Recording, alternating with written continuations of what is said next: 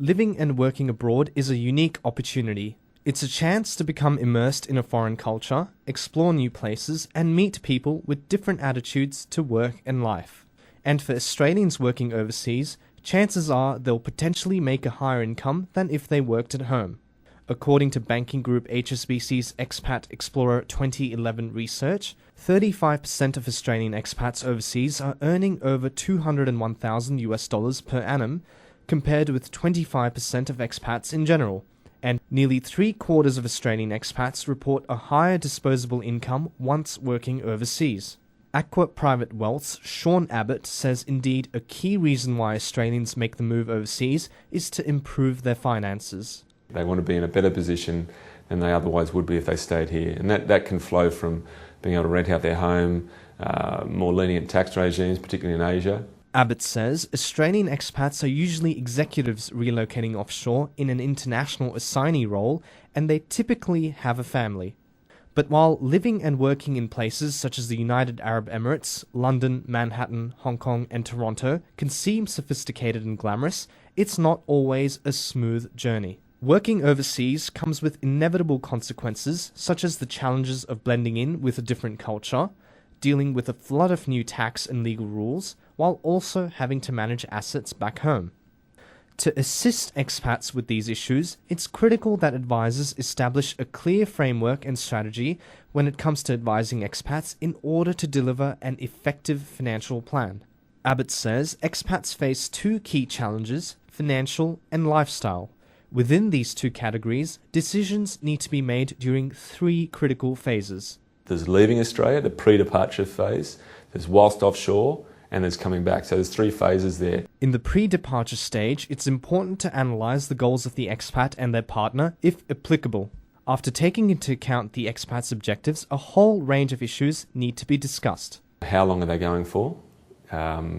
What are the arrangements in terms of the contract? If they're going, if they're being relocated with their employer, are they going to be what we call tax equalised or tax protected? You need to understand where they're going to rent out their home. You need to understand how accommodation is provided offshore. Will they have to pay for that? School fees? If they have a self-managed super fund, there's decisions that are relevant there. Another matter to think about is whether it's better to keep contributing to an Australian super fund or a retirement savings scheme in the host country. It's also important to consider whether or not the expat's employer will provide life insurance and also private hospital cover, and, if so, will it be offered to the entire family, and will the cover be adequate? In the second phase, when the client is offshore, the advisor should provide ongoing guidance to the client on financial and tax implications while overseas, and also consider three important issues. The first relates to how short and long-term incentives are received by the expat, when they are paid, and whether they should be invested. The second is sending money back to Australia. If you've got the individual being paid offshore and they're moving funds back to Australia, you've got to think about how we convert those funds back. Do we do it in one hit? Do we dollar cost average it? Who's going to exchange the money? Is Australia at all-time highs now? Thirdly, Abbott stressed it's crucial to ensure that clients stay disciplined and keep track of their finances while overseas. If you're someone with poor habits, then you can just spin your wheels and all of a sudden that money gets spent. The final phase is when the overseas assignment ends and the expat's return to home soil is imminent. In this stage, the expat needs to consider the timing and jurisdiction associated with this return.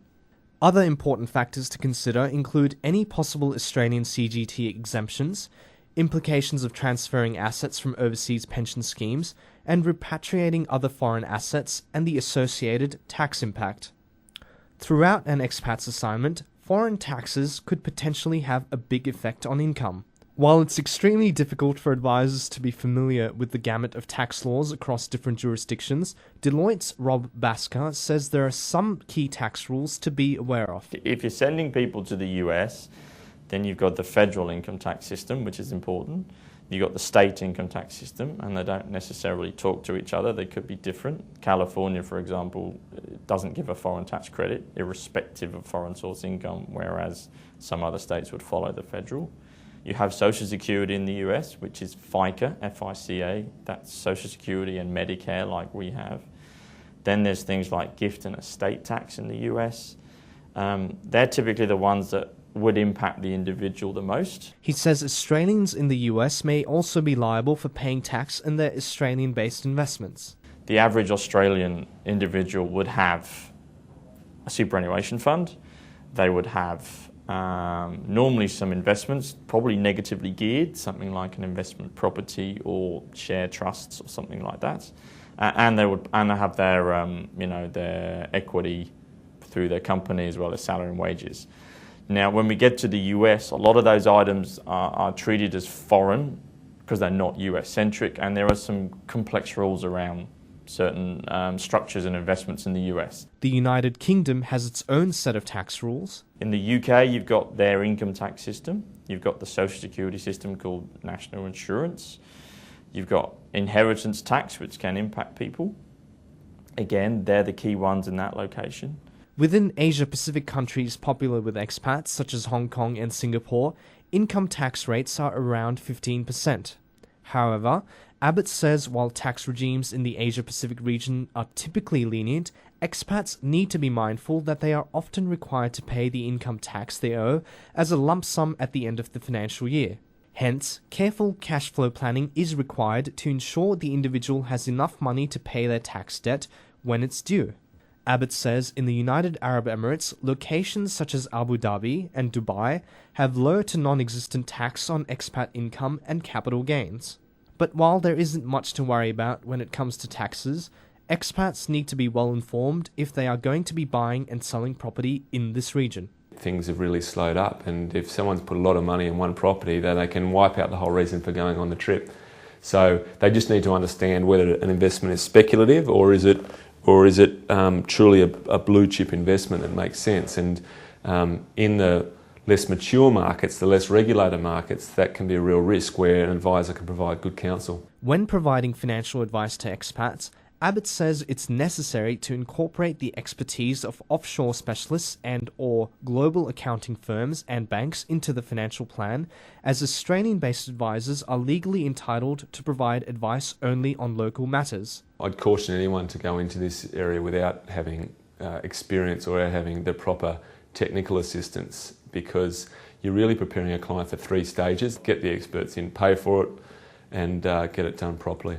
Abbott says the Australian advisor should act as a central point for the client and coordinate the different pieces of advice to ensure such information is in accordance with the expat's overall financial plan. I have specialists in each different jurisdiction, be it estate planning, be it tax, be it insurances in each of those different countries, so that then I dovetail all that advice into one single document.